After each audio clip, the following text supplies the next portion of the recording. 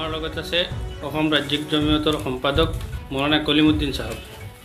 যোৱাকালি এছাম দুষ্ট চক্ৰই হুজুৰে পাক সাল্লাল্লাহু আলাইহি ওয়াসাল্লামৰ আদৰ্শ আৰু চৰিত্ৰৰ বিৰুদ্ধে কেইটামান আপত্তিজনক মন্তব্য কৰিছিলে। তাৰ বিৰুদ্ধে জমিয়ত উলামায়ে অসমে আৰু হোজাই জিলা জমিয়তে লোৱা ব্যৱস্থাখিনি সম্পৰ্কে জমিয়তৰ সম্পাদকগৰাকীৰ মন্তব্য।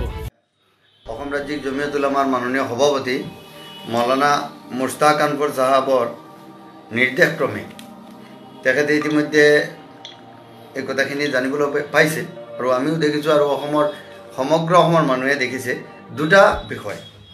নম্বৰ যে ইছলাম মুছলমান আৰু হজৰত মুহাম্মদ সাল্লামৰ নিখুঁত চৰিত্ৰৰ ওপৰত আপত্তিজনক মন্তব্য কৰি এটা পোষ্ট আপলোড কৰা হৈছে এক। আৰু নম্বৰ দুই আৰু এজন ব্যক্তিয়ে উল্লেখ কৰিছে তেখেতে অসমীয়া মুছলিম যদি সঁচাকৈ অসমীয়া হয় তেন্তে মাঘ বিহুত প্ৰত্যেক মছজিদত মেজি জ্বলাই দেখুৱাওক। এই দুটা বিষয়, এই দুয়োটা বিষয় আমি দেখিছোঁ আমাৰ যিটো সাতাম পুৰুষীয়া সম্প্ৰীতি সমাজত আছে, চলি আছে, বাহাল আছে, এইখিনি বিনষ্ট কৰাৰ কাৰণে কোনোবা এজনৰ কাৰোবাৰ প্ৰৰোচনা বা ষড়যন্ত্ৰ হ'ব পাৰে। আৰু সাম্প্ৰতিক সময়ত অসমত এটা পৰিস্থিতি চলি আছে, আপোনালোকে জানেই এমেণ্ডমেণ্ট বিল 2016 প্ৰবল প্ৰতিবাদ উঠিছে। সেই প্ৰতিবাদক ডাইভাৰ্ট কৰি এটা সাম্প্ৰদায়িক সংঘাত লগোৱাৰ কাৰণে কিবা এটা ষড়যন্ত্ৰ চলি আছে নেকি আমাৰ এটা ধাৰণা হৈছে। তথাপিতো আমি যিহেতু দায়বদ্ধ, আমি কোনো ধৰ্মৰ প্ৰতি আমাৰ অনাস্থা নাই, সন্মান আছে, শ্ৰদ্ধা আছে।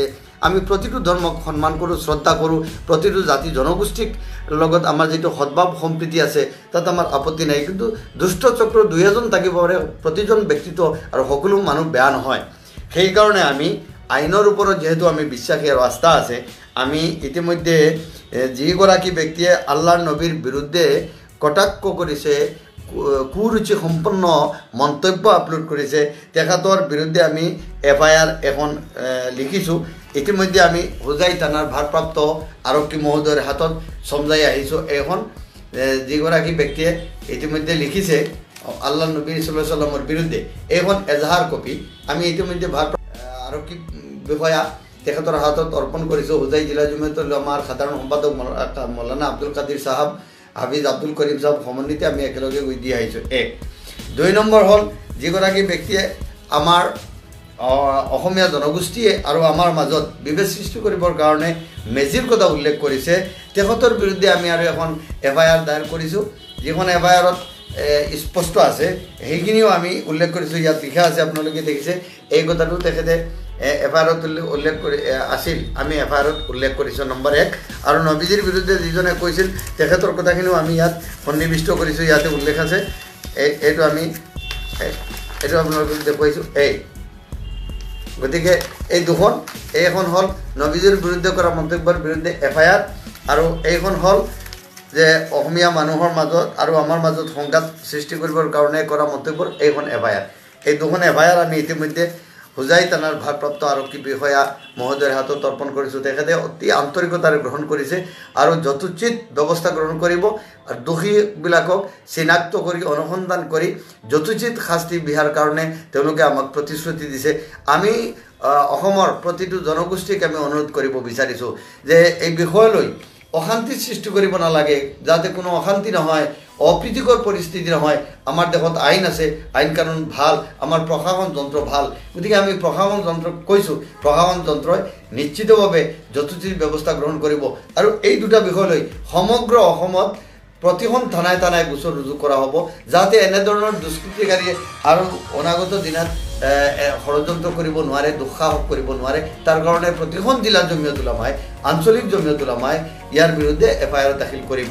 আমি আশা ৰাখিছোঁ আমাৰ লগত কেৱল মুছলমান সেইটো নহয়, বিভিন্ন জাতি জনগোষ্ঠীৰ মানুহ আছে, তেওঁলোকে সকলোৱে বেয়া পাই আছে, আমাৰ লগত ফোনত যোগাযোগ কৰিছে। গতিকে প্ৰতিটো জাতি জনগোষ্ঠী, বিভিন্ন ধৰ্মাৱলম্বী লোকে সকলোৱে আশা ৰাখিছোঁ আমাৰ ইয়াৰ ক্ষেত্ৰত সমৰ্থন কৰিব আৰু এনে দুষ্কৃতিকাৰীৰ বিৰুদ্ধে সকলোৱে নিশ্চয় ধিক্কাৰ দিব, গৰিহণা জনাব আৰু শাস্তিটো কামনা কৰিব। এইখিনি আমি আশা ৰাখিছোঁ। গতিকে কালি আমি আৰু গোটেইখিনি পাম। আমি আশা ৰাখিছোঁ শান্তি সম্প্ৰীতি যাতে বিনষ্ট নহয় আৰু বিশেষকৈ মুছলমান জনগোষ্ঠীক মই অনুৰোধ কৰিব বিচাৰিছোঁ এইলৈ ফেচবুকত কোনো মন্তব্য কৰিব নালাগে, বেয়া মনোভাৱ পোষণ কৰিব নালাগে, বেয়া ভাষা ক'ব নালাগে, সকলোৱে শান্তি শৃংখলা বৰ্তাই ৰাখিবৰ কাৰণে মই আহ্বান জনাইছোঁ। ধন্যবাদ।